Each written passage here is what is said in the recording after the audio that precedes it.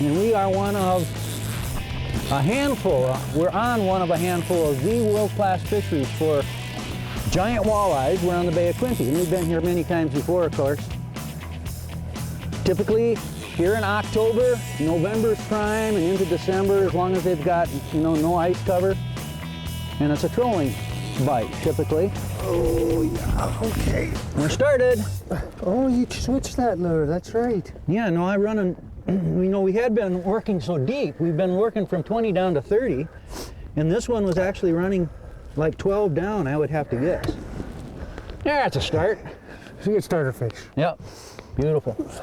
Here, he's nice and lively.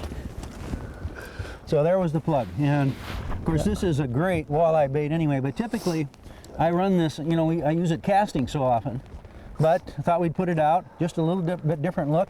The plugs that we typically use here are these two right here. You got the tail dancer deep, and that'll run at 30 feet, and then you've got the Trolls 220 minnow.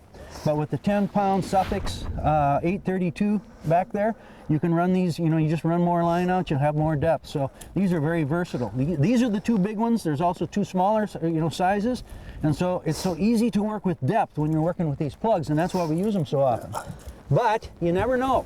And the whole thing with crankbaits, you're always working on depth first, speed second, and then, in my mind, vibration. And that's why I like to carry all of these various Rapalas and try them in different situations, because each one of these, people get all tuned in on color and all that kind of stuff, but it's the actual vibration pattern along with a bunch of other things that actually is the key a lot of times.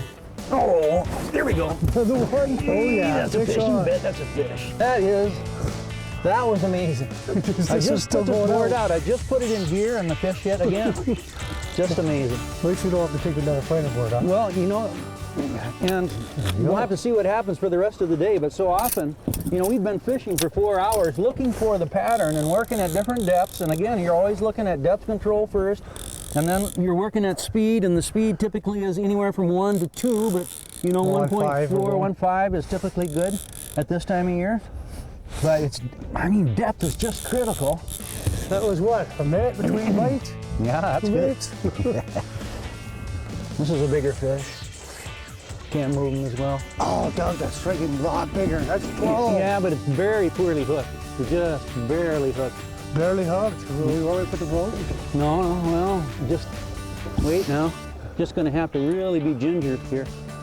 Let me get a little close. No. All right. Wait. Okay.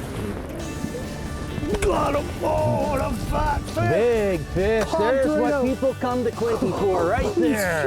It is a giant.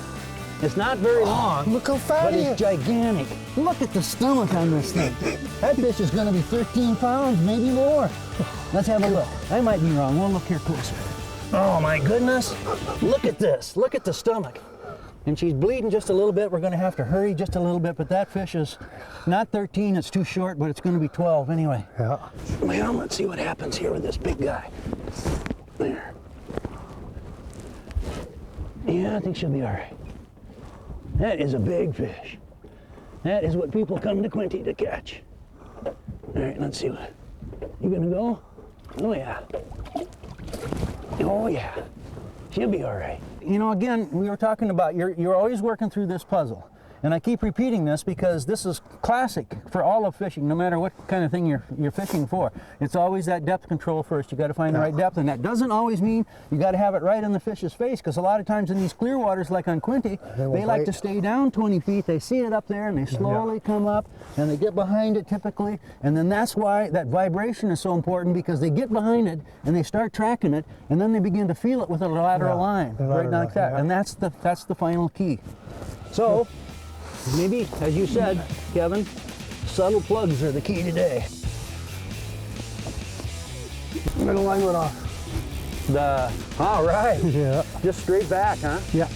On the flat line once again. And on that same Rapala, we've worked through the system that we've talked about, first finally getting depth right, because we were running way too deep. We were running plugs 20 and 30 feet down over 60 to 100 feet of water most of the time, and that was just too deep. Yeah. These fish have been up in the top 12, 15 right on the foot of the water column. I want to get the net here. Right there. Oh yeah, that's a nice one. Oh, nice fish, Kevin. Good job. All right. That is a big fish, Kevin. Nice. Wow. Unbelievable. On that minnow wrapper here. And quite frankly, they've all come in that same color too. It's unbelievable. Bleeding olive has been the color today. But the thing is, here, let's get the fish up. The thing is that you don't want to get sidetracked. Look at this fish. You don't want to get sidetracked on the color deal. It's depth, it's speed, and then you start working. And the reason we use all these other plugs is because you've got this various vibration patterns that you can work through too. So speed, depth, vibration, and color isn't one of those first things, but it can be important. Yeah. So, Bay of Quinte, Merlin Park Resort, Kevin Lavers here owns that place, and we've been coming here for about 10 years now. It is, as I've said all through the show, one of a handful of the greatest walleye fisheries for big fish on the face of the earth.